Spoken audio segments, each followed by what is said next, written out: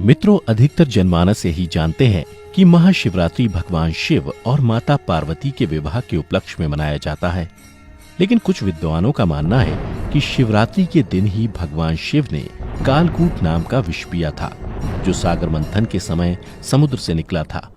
परंतु शिव पुराण में एक शिकारी से जुड़ी कथा का वर्णन किया गया है।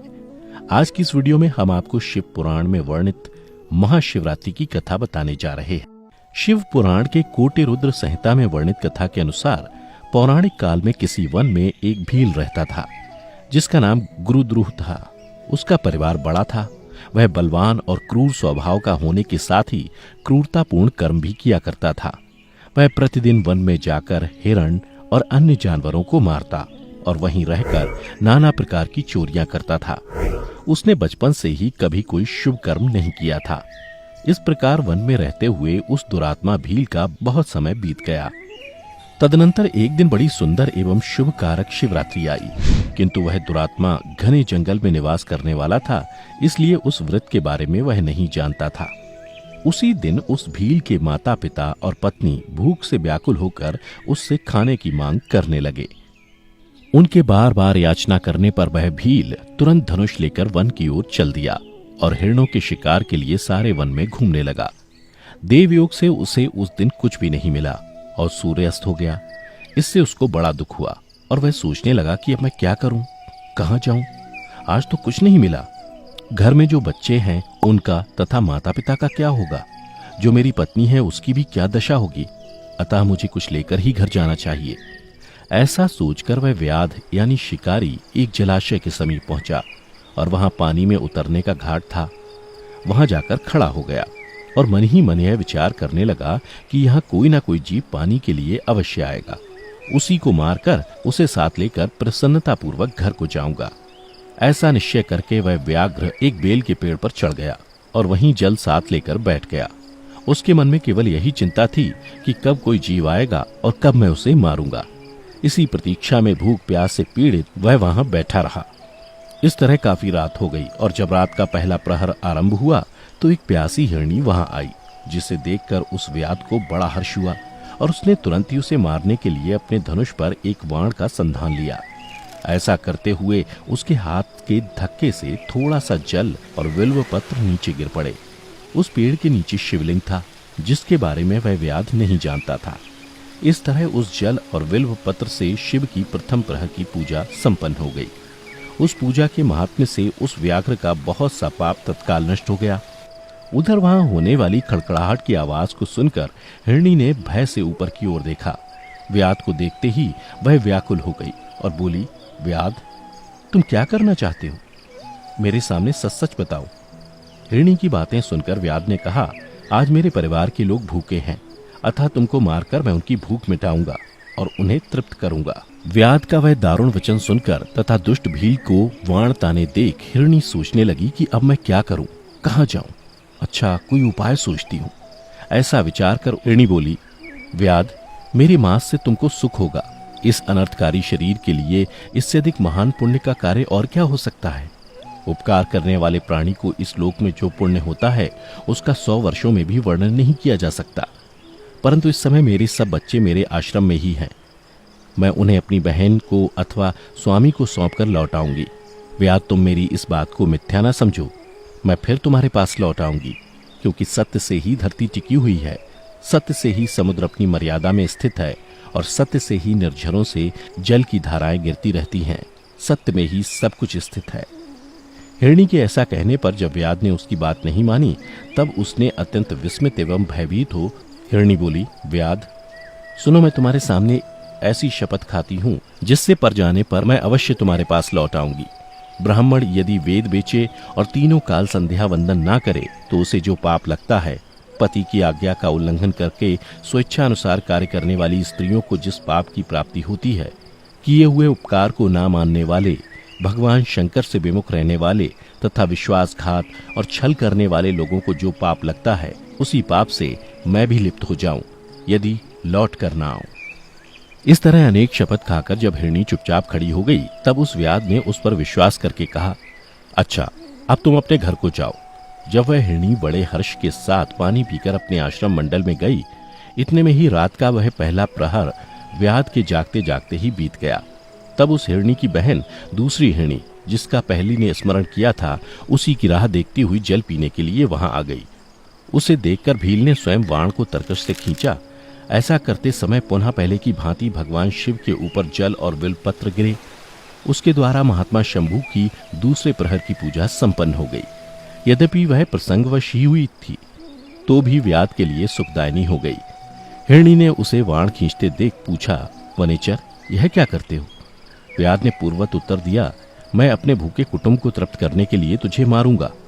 यह सुनकर वह हिरणी बोली, मेरा देह धारण सफल हो गया, क्योंकि इस अनित्य शरीर के द्वारा उपकार होगा, परंतु मेरे छोटे छोटे बच्चे घर में हैं, अतः मैं एक बार जाकर उन्हें अपने स्वामी को सौंप दूं, फिर तुम्हारे पास लौट आऊंगी। हिरणी की बात सुनकर व्याध बोले, मुझे तुम्हारी बात पर विश्वास नहीं है, मैं तुम्हें मारूंगा, इसमें संशय नहीं है।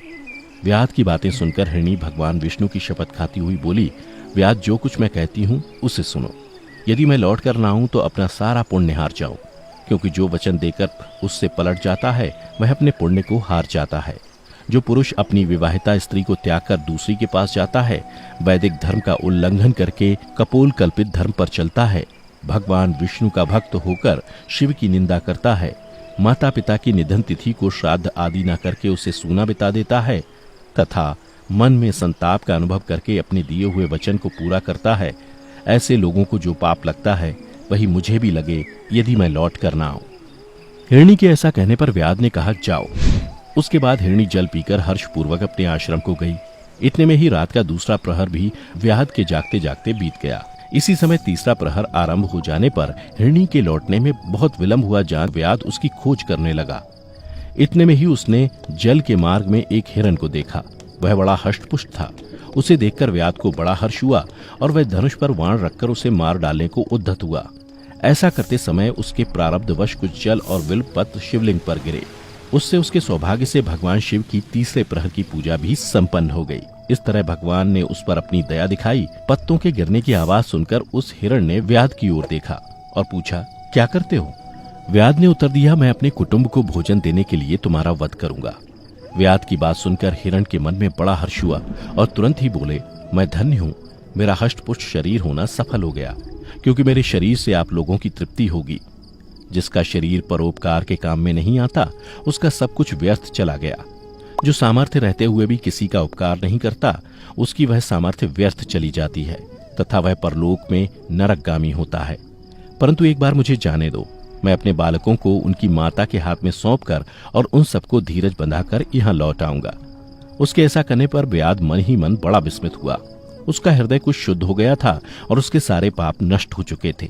उसने हिरण से कहा, जो यहाँ आए वे सब तुम्हारी तरह बातें बनाकर चले गए, परंतु वे अभी तक यहाँ नहीं लौटे। हिरण, तुम भी इस समय संकट में हो, इसलिए झूठ बोलकर चले जाओ, फिर आज मेरा जीवन निर्वाह कैसे होगा? व्याध की बातें सुनकर हिरण बोले, व्याध, मैं जो कुछ कहता हूं उसे सुनो। मुझ में असत्य नहीं है। सारा चराचर ब्रह्मांड सत्य से ही टिका हुआ है। जिसकी वाणी झूठी होती है उसका पुण्य उसी क्षण नष्ट हो जाता है। तथापि व्याध, तुम मेरी सच्ची प्रतिज्ञा सुनो।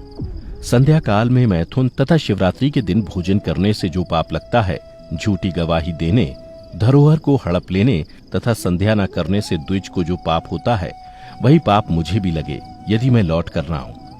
जिसके मुख से कभी शिव का नाम नहीं निकलता, जो सामर्थ्य रहते हुए भी दूसरों को उपकार नहीं करता, पर्व के दिन श्रीफल तोड़ता, अभक्ष्य भक्षण करता तथा शिव की पूजा किए बिना और भस्म लगाए बिना भोजन कर लेता है, इन सब का पातक मुझे लगे यदि मैं लौट कर ना आऊं। उसकी बात सुनकर व्याध ने कहा, जाओ, शीघ्र लौटना। व्याध के ऐसा कहने पर हिरण पानी पीकर चला गया। वे सब अपने आश्रम पर मिले। तीनों ही प्रतिज्ञाबद्ध हो चुके थे। आपस में एक दूसरे के वृतांत को भली भांति सुनकर सत्य के पाश से बंधे हुए उन सब ने यही निश्चय किया कि वहां अवश्य जाना चाहिए। इस निश्चय के बाद वहां बालकों को आश्वासन देकर वे सब के सब जाने के लिए उत्सुक हो गए। उस समय जेठी हिरणी ने अपने स्वामी से कहा, स्वामिन, आपके बिना यहाँ बालक कैसे रहेंगे? प्रभु, मैंने ही वहां पहले जाकर प्रतिज्ञा की है, इसलिए केवल मुझको जाना चाहिए, आप दोनों यहीं रहें। उसकी ये बात सुनकर छोटी हिरणी बोली, बहन, मैं तुम्हारी सेविका हूं, इसलिए आज मैं व्याध के पास जाती हूं, तुम यहीं रहो। यह सुनकर हिरण बोले, मैं ही वहां जाता हूं। तुम दोनों यहां रहो, क्योंकि बच्चों की रक्षा माता से ही होती है। स्वामी की यह बात सुनकर दोनों हिरणी बोली, प्रभु, पति के बिना इस जीवन को धिक्कार है। तब उन सब ने अपने बच्चों को सांत्वना देकर उन्हें पड़ोसियों के हाथ में सौंप दिया और स्वयं शीघ्र ही उस स्थान को प्रस्थान किया जहां वह व्याध शिरोमणि उनकी प्रतीक्षा में बैठा था। उन्हें जाते देख उनके सब बच्चे पीछे पीछे चले आए। उन्होंने यह निश्चय कर लिया था कि माता पिता की जो गति होगी वही हमारी भी हो।